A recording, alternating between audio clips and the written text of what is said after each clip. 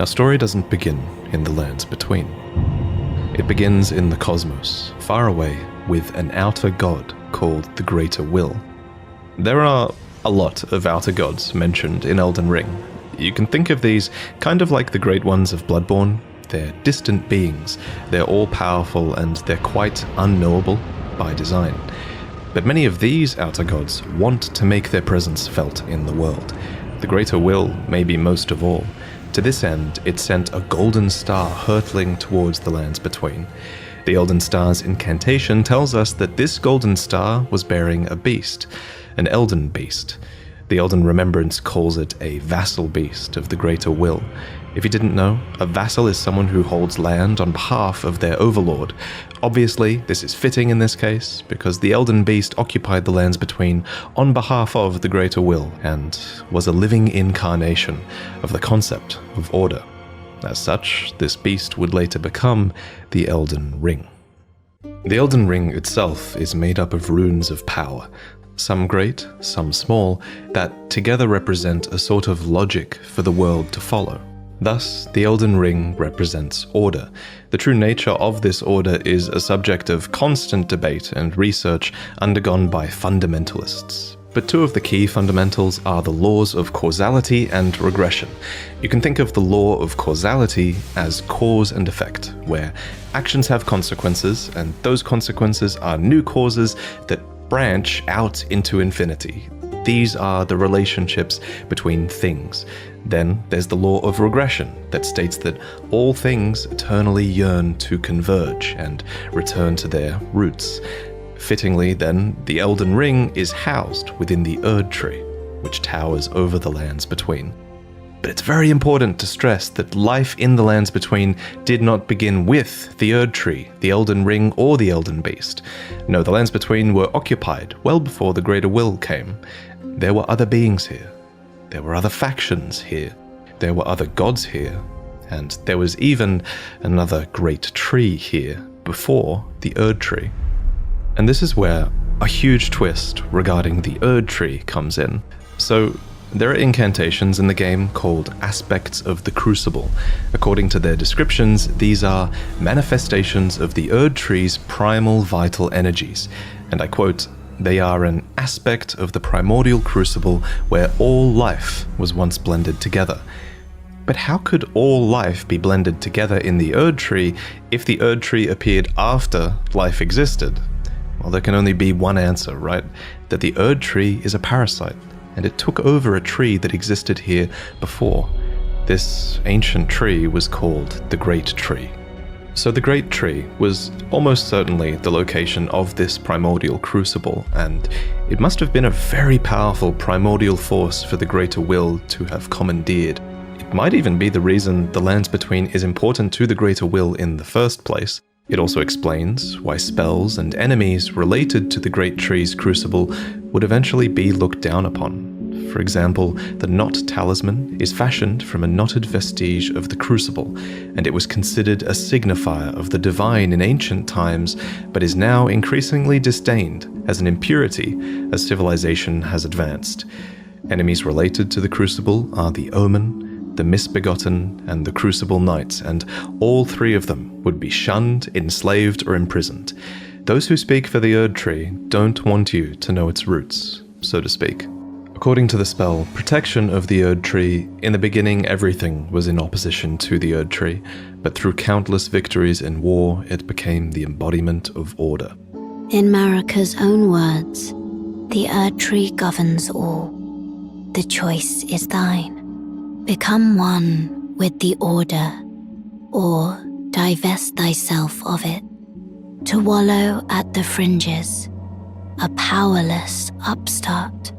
But the Greater Will needed more than a big tree. It needed loyal agents in the lands between. To this end, it has the Two Fingers, who are its envoys. The Two Fingers heirloom has a weird picture of them, but it reads, "Of course, fingers cannot speak, yet these are eloquent. Persistently they wriggle, spelling out mysteries in the air. Thus did we gain the words of our faith." These words are interpreted by the finger readers, These are the undying old crones that you would have found throughout the lands between. They pass down the wisdom of the two fingers, or at least they used to. Your fingers, please, your fingers. I can read them. Most of them appear to have lost their purpose, and they're desperate to read your fingers and tell you annoying riddles, since their two fingers are likely dead.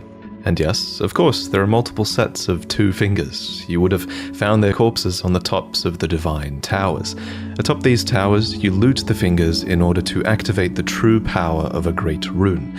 Specifically though, you are giving benediction back to your great rune. You're taking a blessing back from the two dead fingers, essentially. This is just one of many blessings that the two fingers can bestow, and my point is kind of that the two fingers clearly have more than just influence. They have real power on some level. The Greater Will needs these powerful envoys and agents because, while it's obviously incredibly powerful, it does seem limited by a few things. First is space. The Greater Will didn't come to the lands between itself, it sent an Elden beast to do its bidding instead. Second is time. There is a moment later in the game where your pair of two fingers go still because they're forced to commune with the Greater Will for guidance. When they are finished, the fingers will again offer their guidance. But thousands, if not tens of thousands, of moons must first pass. No matter for me. But you, how will you ever manage the wait? So the Greater Will needs a physical manifestation of order. It needs envoys to convey its will, but what it also needs is a god. Introducing Marika the Eternal. I have this utterly enormous mind map of Elden Ring's lore, and there's a reason she's at the center. She's essentially the equivalent of Gwyn from Dark Souls, except unlike Gwyn, Marika didn't just crawl out of the dark and find power. To an extent, it seems like she earned it. We don't know much about her origins, except that she is of the Numen race, which is actually an origin that you can choose in the character selection screen. Numen come from outside the lands between, and are supposed descendants of denizens of another world, long-lived but seldom born. At some point, Marika was chosen as an Empyrean. What is an Empyrean?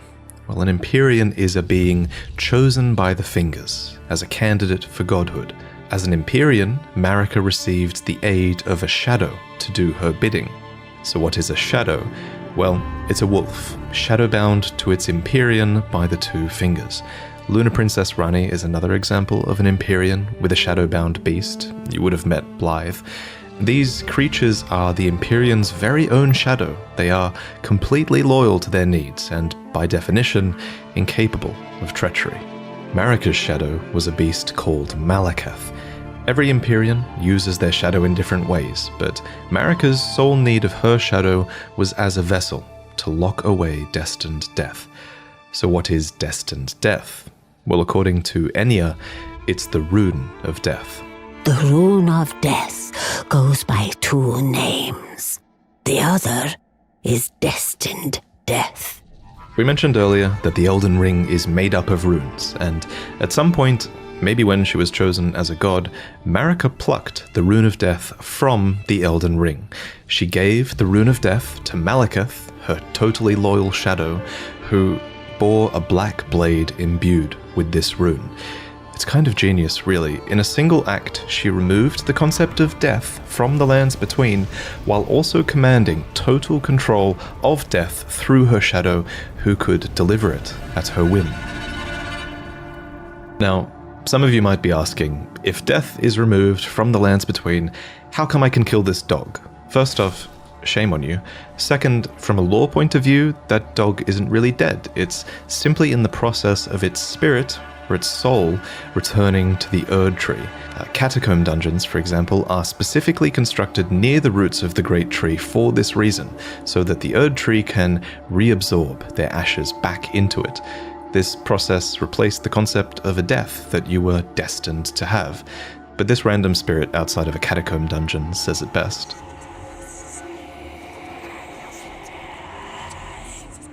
As another example of this theory, when you kill a major boss, you receive a remembrance of them. These are spirits. and they are hewn into the Erd Tree. In this way, thanks to the Erd Tree's grace, their spirits are immortalized, in a sense. This new form of death also explains what's happening when you summon spirits. From ash and return to the Erd Tree. However, some spirits never return to the Erd Tree, and they rise within death as corpses or skeletons instead.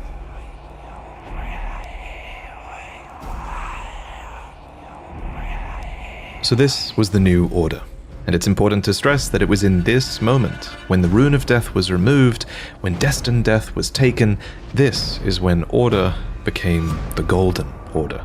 The forbidden shadow plucked from the Golden Order upon its creation. Specifically, this was Marika's Golden Order. So not only did she become a god and a vessel for the Elden Ring, she became renowned as Marika the Eternal for her removal of destined death. It was a huge part of her character and her reign as well. However, Marika had more than just death to conquer. She had wars to fight, as the world was occupied by many forces that could threaten her Golden Order. There was war with the Stormlord, who likely ruled over Stormvale, and there was a war with the Giants, who were masters of a flame that could burn the Erd Tree.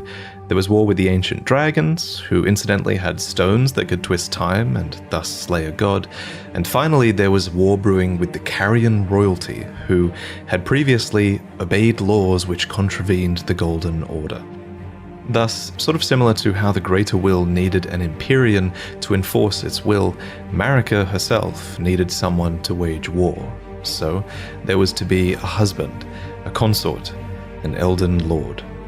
The man chosen was Hoarah, a ferocious warrior who became known as the Lord of the Battlefield.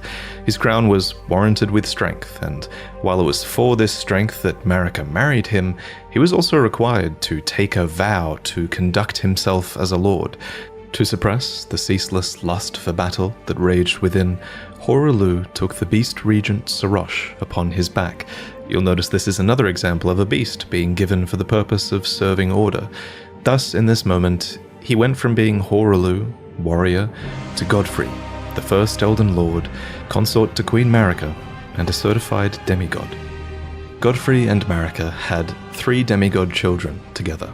There was Godwyn the Golden, who you saw being killed in the opening trailer, and there were also the reviled Omen twins, Morgoth, who guards the Erd Tree, and Mohg, who became Lord of Blood.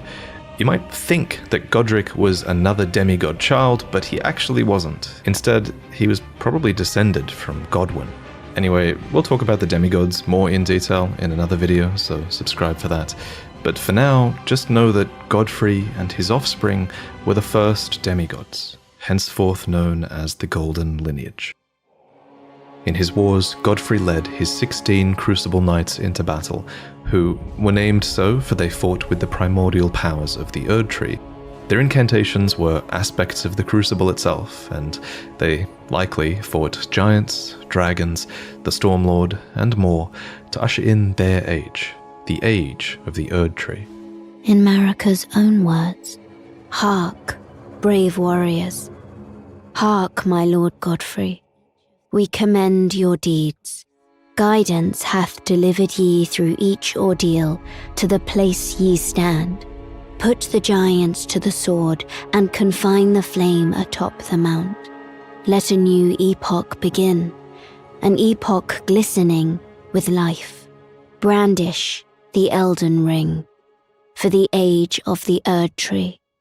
The Erd Tree would go on to be largely seen as a blessing for all of those in the lands between, especially those close to it in Leyndell, the capital city of the Erd Tree. The tree bestowed blessings. For example, the dew that dropped from its branches were like jewels. It loomed overhead as a constant reminder of order, and its roots reached far and wide, relieving many of the burden of death. In fact, Erd Tree burial was one of the highest honors a hero could receive. One by one, the previous factions of the world fell. The giants were put to the sword, and their fell god was killed by Marika herself. The ancient dragons broke down the walls of Leyndell, but met fierce retaliation. However, I think the House of the Erd Tree encountered the most trouble against the land to their southwest, Leonia. Here, the House of the Moon repelled their offensives time and time again. And I mean that literally, because there was not just one, but 2 wars fought here. And in both of these, there was no victory for the Golden, nor for the Moon. And I suspect it was probably because of these lobsters. These damn things can snipe you from like a mile away, and it's bullshit. Actually, it was probably because of the Carrier Knights, who, according to their weapons, were able to wield sorceress battle skills, and despite numbering fewer than 20, this power made them a match for even the champions of gold in battle. These enchanted knights were anointed by the Lunar Queen, a young astrologer who went on to establish the House of Carrier as royalty in this land. With her bewitching lunar magic, she won over the Academy of Raya Lucaria, where glintstone sorcery was studied, and united the Carrion royal family and the learned scholars of Raya Lucaria defended their home from the golden aggressors. At the head of this great golden army was Radagon. Lord Radagon was a great champion, possessed of flowing red locks. He came to these lands at the head of a great golden host when he met Lady Renala in battle. These 2 champions clashed, fell in love, and joined their houses. Radagon once cleansed himself with celestial dew, repented his territorial aggressions, and swore his love to Renala. The order of the Erdtree and the fate of the moon were conjoined, and all the wounds of war forgiven. You might think it strange that the Greater Will would permit this union, but it's not too odd, all things considered. As with most From Software games, sorcery and faith are just 2 sides of the same coin, and both of these powers stem from the cosmos. Radagon and Renala were known to have 3 children together. Lunar Princess Rani, who inherited her mother's propensity for lunar magic, Radan, who took after his father Radagon and would go on to master gravitational magic, and Rykard, who pioneered new hex sorceries and would go on to feed himself to a great serpent. It follows that at some point after this, Marika began to harbor doubts. Doubts about the Golden Order, that she had had a hand in creating. In Marika's own words, I declare mine intent to search the depths of the Golden Order through understanding of the proper way. Our faith, our grace is increased.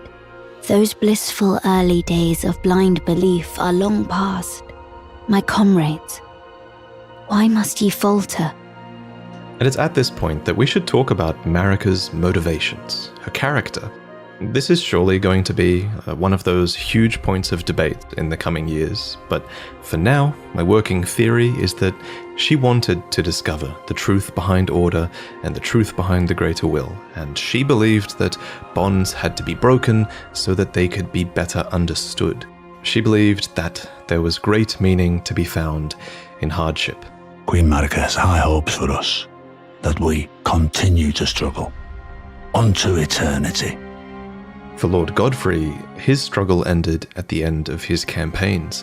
According to his armor, he led the war against the giants, faced the Storm Lord alone, and then there came a moment when his last worthy enemy fell, and it was then, as the story is told, that the hue of Lord Godfrey's eyes faded. In truth, he was robbed of his grace. Then Marika sent him away. My lord, and thy warriors, I divest each of thee of thy grace. With thine eyes dimmed, ye will be driven from the lands between. Ye will wage war in a land afar, where ye will live and die. This became known as the Long March of the Tarnished, as Godfrey and his tarnished descendants walked away from the lands between. But Queen Marika absolutely had a plan here, that Lord Godfrey and his descendants would one day return stronger, having struggled outside of grace. Then, after thy death, I will give back what I once claimed, return to the lands between, wage war, and brandish the Elden Ring, grow strong in the face of death. Warriors of my lord, Lord Godfrey. Soon after, she found a new husband. Either that or a new husband was found for her. When Godfrey, first Elden Lord, was hounded from the lands between, Radagon left Rennala to return to the Erdtree capital, becoming Queen Marika's second husband and king consort, taking the title of Second Elden Lord. The mystery endures to this day as to why Lord Radagon would cast Lady Rennala aside, and moreover, why a mere champion would be chosen for the seat of Elden Lord. Whatever the case, as a part of this union, Radagon's prior 3 children with Rennala became demigod stepchildren, granted grace thanks to their new family tree. Rennala was broken by this, and so was her country, Leonia.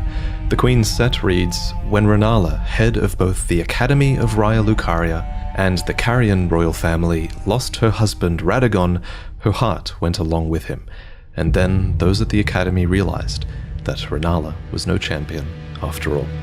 In the wake of Radagon's betrayal and Rennala's poor judgment, Leonia struggled with civil war, with the Academy of Raya Lucaria on one side and the Carian royals on the other. And it's here, during the age of the Erdtree, that Lunar Princess Rani, daughter of Rennala and Radagon, stole a fragment of the Rune of Death. It happened during the golden age of the Erdtree, long before the shattering of the Elden Ring. Someone stole a fragment of the Rune of Death from Malekith, the Black Blade. As mentioned previously, Malekith was Marika's shadow, and he had sealed destined death in a black blade. Then a fragment, only a fragment, of this Rune of Death was stolen. And once this happened, Malekith went a step further in protecting destined death. He bound the blade within his own flesh, such that none might rob death ever again. It was too late, however. This fragment of the Rune of Death was used immediately, that night, to kill a demigod, Marika's own son, Godwyn the Golden. That was the first recorded death of a demigod in all history, and it became the catalyst. Soon, the Elden Ring was smashed, and thus sprang forth the war known as the Shattering. Now, there is a lot of really credible evidence that Marika was behind this plot to have a fragment of the Rune of Death stolen. There's also a ton of evidence that Marika is behind the entirety of your tarnished quest, but we'll talk about that in another video. For now, all you really need to know, in terms of the timeline at least, is this. After the marriage of Marika and Radagon, and after a fragment of the Rune of Death was stolen, Marika went on to shatter the Elden Ring, and Radagon attempted to repair it, to no avail. The Elden Ring had been broken into runes, some great and some small. You know, it's said that Lord Radagon harbored a secret. A famed sculptor of the Erdtree capital was once summoned to render Lord Radagon's likeness in giant stature, when he glimpsed the skeleton in Radagon's closet. And as such, it's said the great statue harbors his secret too.